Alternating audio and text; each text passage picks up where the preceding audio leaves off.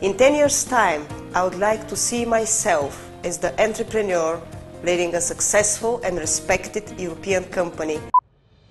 Преди 10 години, смятам и малко преди повече от 10 години, може би така мечтаях още по-смело да оставя нещо след себе си. Защото смятам, че наистина тогава не си живяла на празно.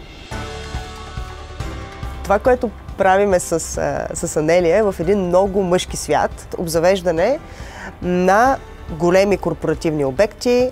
Ако ние имаме един хотел, в който трябва да избереме 5 производителя, защото не може един да направи всичките мебели, ние правим организацията и производството, контрола и логистиката на въпросните изделия и обзавеждаме хотели по цяла Европа. Имаме над 20 000 стаи обзаведени с български мебели. Смятам, че най-хубавото е, че тези мебели са в малките кътчета на България, там където все още има традиции в мебелопроизводството. Дали ще е Банско Разлог, или ще е Добрич, или ще е Силистра, или ще е Монтана, което пък ни дава така наистина щастието да помагаме именно на тези градове в страната, хората да продължават да живеят там и да се чувстват щастливи на своите родни места, а не всички да тръгват да си търсят щастието извън тях.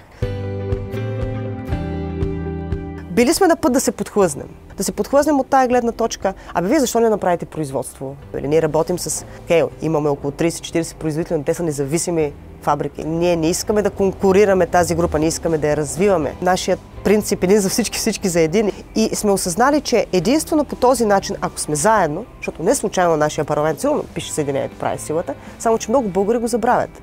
Ние наистина забравяме, че трябва да, ако сме заедно, сме по-силни. Ако си сам, ти просто си малък за този глобален пазар. Всичко започна, според мен, още преди 20 години вече. Срещнах сестра ми. Аз нямам брат или сестри. Тоест човек си избира хората, с които да върви по пътя. Анелия. Срещнах я в залата по аеробика. Веднага се намерихме, веднага се сдушихме, че сме от една порода.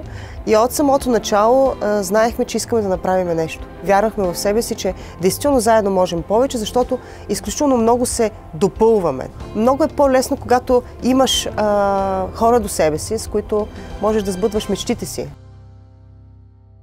Много интересен момент в живота ми, преди около 5 години. Бях в Австралия, намираме се в Сидни и всъщност аз намирам точно пред Опера Хаус, беше Нова година. И всички около мен са толкова щастливи, прегръщат се, целуват се, радват се и така нататък. Аз се чувствам най-нещастният човек на света. Много странно. Даже сега като се замислям. Много странно. В смисъл, усещах, че нещо ми липсва. И си казах, нещо трябва да направя. За мен България е мястото, където аз се чувствам вкъщи. Там, където се чувствам най-спокойно.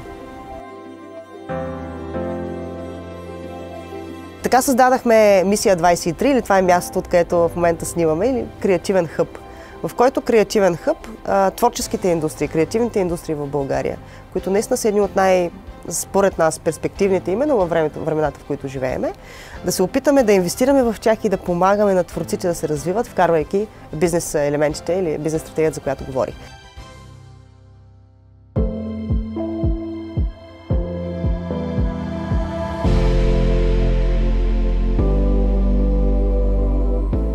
За мен Виктория е мисия.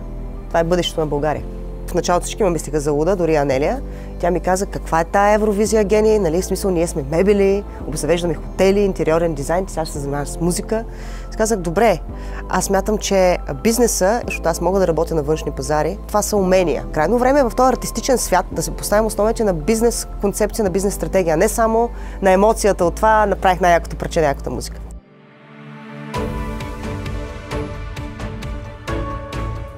Смятам, че това да даваш, или всъщност точно този кляш между това да даваш и да имаш, или баланса, който трябва да направиш, е много важен. Да направиш нещо различно, с което действително да дадеш надежда на останалите хора, на останалите българи, че си струва. Не е необходимо всички да избягаме. За мен успеха е сбъднати мечти и това да оставиш следа след себе си.